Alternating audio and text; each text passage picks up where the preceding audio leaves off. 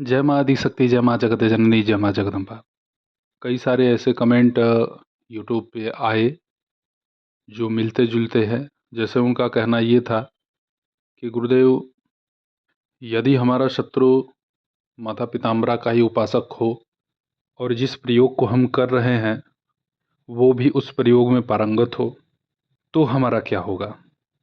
अब यहाँ पे आप समझ लीजिए कि यदि आपका शत्रु माता पिताम्बरा का उपासक है, आप अभी माता पिताम्बरा की आराधना साधना कर रहे हैं अपने शत्रु से समाधान प्राप्त करने के लिए, लेकिन माता पिताम्बरा जो धार्मिक है, जो मर्यादित है, जो संस्कारित है, माता उसका विशेष सहयोग करेंगी।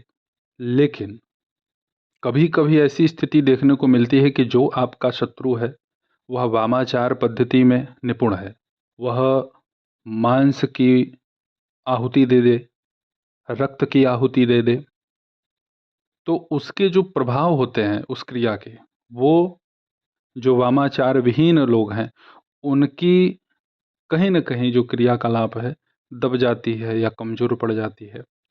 वामाचार पद्धति से माता पिताम्बरा की पूजा करने वाला वामाचार पद्धति से ही दीक्षा प्राप्त करता है, और वह जब वामाचार क्रिया करता है किसी के भी ऊपर, जिसके ऊपर वह प्रयोग कर रहा है, वह वामाचार पद्धति से विमुख है या उस विषय में उसे कोई जानकारी नहीं है, तो वह व्यक्ति उस वामाचार साधक के माध्यम से भयंकर रूप से पीड़ित हो जाता है।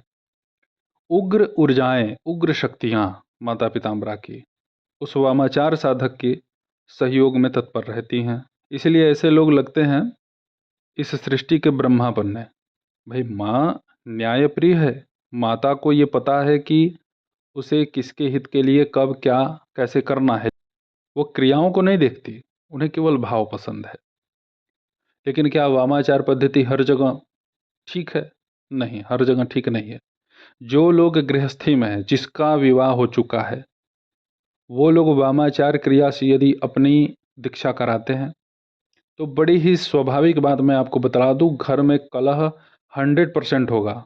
इक्का दुक्का को नहीं होता होगा तो वो कहेंगे नहीं गुरुजी आप गलत बोल रहे हैं, लेकिन सच्चाई यही है कि 99% जो लोग वामाचार दीक्षा लिए हुए हैं, यदि वह वैवाहिक जीवन से परे हैं, कोई दिक्कत नहीं। जो लोग माता पिताम्बरा के उपासक हैं और वह अपने शत्रु से पीड़ित हैं और वह शत्रु भी माता पिताम्बरा का उपासक है, तो ऐसी परिस्थिति में हम करें तो क्या करें?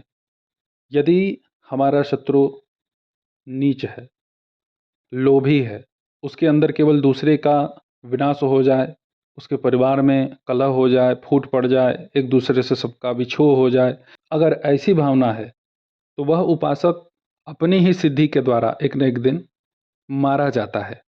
माँ पीताम्बरा ही ऐसे दुष्ट उपासकों का नाश कर देती हैं। अच्छा, एक और खास बात आप समझ लीजिए, यदि आप अपने स्थान पे 10% भी गलत हो तो आपका काम तुरंत नहीं होगा, आपको सफलता तुरंत नहीं मिलेगी, समय लगेगा। उस 10% के दुष्प्रभाव को जब तक आप अपने मंत्र जप से काट नहीं लेंगे, तब तक आपको आपके द्वारा जो जप तप किया गया है उसका आपको लाभ दिखेगा ही नहीं।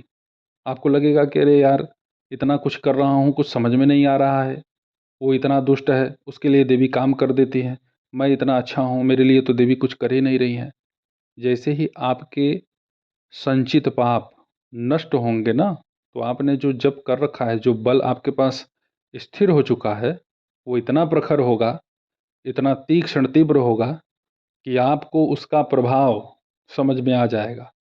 अब हम उस प्रयोग की बात कर लेते हैं जिस प्रयोग से बड़ा माता पिताम्बरा का उपासक, यदि वो अपने स्थान पे गलत है तो उसका माता रानी खेल खत्म ही कर देती हैं।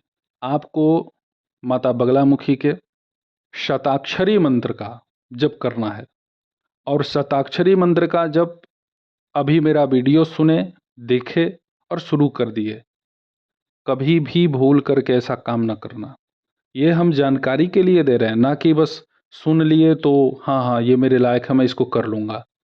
यदि आपके पास माता बगलामुखी के गायत्री मंत्र का जप बल है, जैसे आपने इस मंत्र का 4 लाख जप किया हुआ है पूर्ण जप, तब यदि आप माता बगलामुखी के शताक्षरी मंत्र का जप करते हैं तो आपको घबराने और चिंता करने की आवश्यकता नहीं है।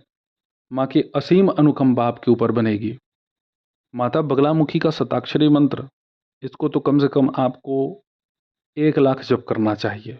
मंत्र बड़ा है। मंत्र को मैं बोल करके नहीं दूंगा, डिस्क्रिप्शन में लिख करके दूंगा।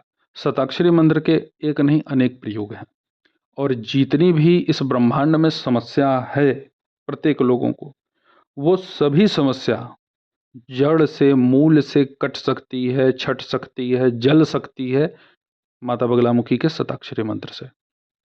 इस मंत्र का जप आपको लाल वस्त्र धारण करके, उत्तर दिशा की तरफ मुख करके, एक सरसों के तेल का, एक घी का और एक नीम के तेल का दीपक अपने पूजा स्थल पे आपको प्रज्वलित करना है। माता को आपको भोग जो लगाना है वो उस दीपक में ही लगाएंगे। जल का पात्र जो आप माता पिताम्बरा के सन्मुख रखेंगे, वो जल का पात्र आपके जप के माध्यम से अभिमंत्रित हो जाता है। उस जल का आप अपने घर में मार्जन करें, छिड़काव करें और स्वयं पिए, अपने घर वालों को पिलाएं। सब लोग सुरक्षित रहेंगे। किसी भी प्रकार का कोई भी, किसी भी कोटि का वो प्रेत क्यों न हो, कैसा भी उसका प्रकार हो, शताक्षरी मंत्र के आगे उनका कोई ऐंठन नहीं चलेगा। तो माता बगलामुखी के इस शताक्षरी मंत्र का आप रुद्राक्ष की माला पे अपने घर में जप कीजिए। घर में जप कर सकते हैं, कोई दिक्कत नहीं है। तो शताक्षरी मंत्र में ये सामर्थ्य है, यदि कोई उपासक माता पिताम्बरा की शताक्षरी मंत्र का साधना कर दे, कभी माता पिताम्बरा की इच्छा हुई, अगर उनका आदेश हुआ या वो चाहेंगे कि शताक्षरी मंत्र का तुम प्राकट्य कर ही दो, तो मैं कर भी दूंगा। उसका कैसे, कब, किस स्थिति परिस्थिति में साधना जब तब करना है जो हमारे लिए फलीभूत हो, सिद्ध हो, तत्काल कार्य करे, वह सारे जो भेद हैं वो भी मैं आप सभी लोगों के सन्मुख प्रस्तुत कर दूंगा। तो यदि आपके ऊपर माता बगलामुखी के ही किसी दुष्ट उपासक ने कोई गंदी क्रिया कर दी है, तो आप शताक्षरी मंत्र के प्रयोग से उससे अपने आप को शीघ्र अतिशीघ्र सुरक्षित कर लेंगे। यहाँ तक कि उसका भी विनाश आप कर सकते हैं। अब आप लोग तो इसमें परेशान हो गए होंगे कि अरे गुरुजी आपने उपाय तो दिया, लेकिन अब इसके लिए हमें बगला गायत्री 4 लाख करना होगा, तब हम शताक्षरी करें 1 लाख, इसमें तो बहुत समय जाएगा। अब आप लोगों की चिंता भी मैं दूर कर देता हूँ, घबराइए नहीं। ये तो बहुत बड़ा मैं अस्त्र दे दिया आप लोगों को, शताक्षरी। दूसरी विद्या क्या है? माता पिताम्बरा का सहस्त्र नाम। माता पिताम्बरा के सहस्त्र नामावली से आप केवल सरसों के तेल में मिश्रण तैयार करिए। लौंग, काली मिर्च, पीली सरसों, इन सबको आपस में मिलाइए।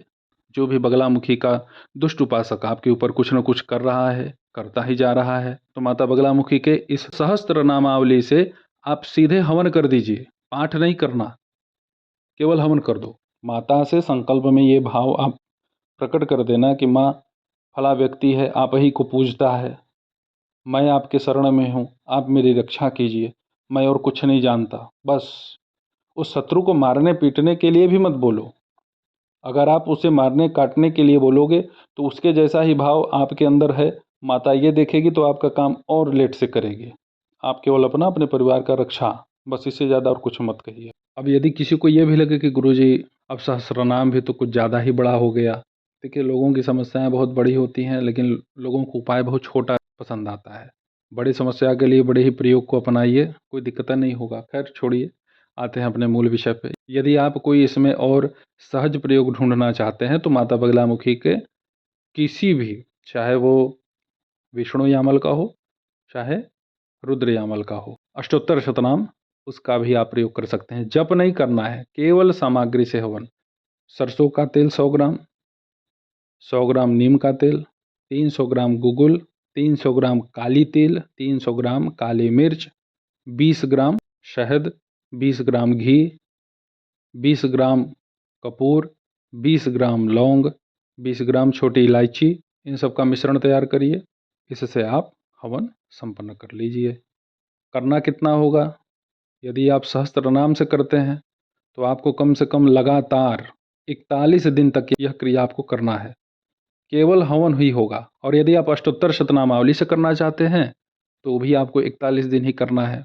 अष्टोत्तर शतनामावली का आप एक दिन में 3 आवृत्ति भी कर सकते हैं। सहस्त्र नाम का एक दिन में केवल एक बार। चमत्कारिक प्रभाव है, आप खुद ही इसका चमत्कार देख लेंगे। अब यदि आपको ये भी लगे कि नहीं गुरुजी, ये भी मेरे लिए थोड़ा-सा कठिन ही है, तो एक और प्रयोग बता देता हूँ। माता बगलामुखी के प्रत्यंगिरा का आप कम से कम 11,000 का संकल्प लीजिए, केवल इसका पाठ कर दीजिए, हवन मत करिए। अब ये तो हो सकता है ना? भाई देखिए, मैं ये कह सकता था 36 बार पाठ कर दीजिए, कुछ होने ही वाला नहीं है। 100 पाठ कर दीजिए, कुछ होने ही वाला नहीं है। तो इसीलिए मैं कहा 11,000 पाठ करिए। ये कलयुग है।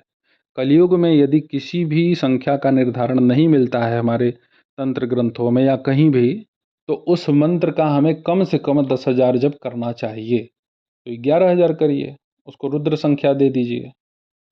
तो इस तरीके से आपको माता पिताम्बरा के दुष्ट उपासकों से अपनी अपने परिवार की रक्षा करने में विशेष बल प्राप्त होगा और आप अपना व्यापक लाभ कर सकते हैं इससे। माँ पिताम्बरा यदि प्रसन्न हो जाए तो क्या नहीं दे सकती है, सब कुछ दे सकती है। कितने लोगों का तो गंभीर से गंभीर बीमारी उसके शरीर से अपने आप ही दूर हट जाता है। तो माँ की कृपा आप सब पर बने, इसीलिए मैं आप सभी लोगों की सेवा में तत्पर भी रहता हूँ। किसी भी प्रकार की कोई चिंता करने की आवश्यकता नहीं। यदि आपके मन में माता पिताम्बरा के प्रति अटूट प्रेम है, स्नेह है, विश्वास है, तो आप माता पिताम्बरा के सर्वप्रथम बीज मंत्र का, फिर गायत्री मंत्र का, उसके बाद मूल मंत्र का, तब जाकर के शताक्षरी मंत्र का आप जप करें। हाथ थामने वाला कोई नहीं मिलेगा। जिसके रक्षा के लिए आप खड़े हो जाओगे ना, उसके कितने भी प्रबल से प्रबल शत्रु होंगे, हाथ जोड़ के सब चले जाएंगे। और कोई बल दिखाया ना, तो वो यमदूत उसको ले ही जाएंगे। अनगिनत लाभ हैं, करने वाला ही जानेगा। तो आप सब मेरे द्वारा बतलाए गए जो भी आपको इसमें से अच्छा लगे प्रयोग बिल्कुल कीजिए, अपना कल्याण करें। ऐसे ही आप सभी लोगों की सेवा में मैं उपस्थित होता रहूँगा दिव्य विषयों के साथ। तब तक आप सभी अपना ध्यान रखें, सुखी रहें, स्वस्थ रहें। जय माता दी। हर हर महादेव।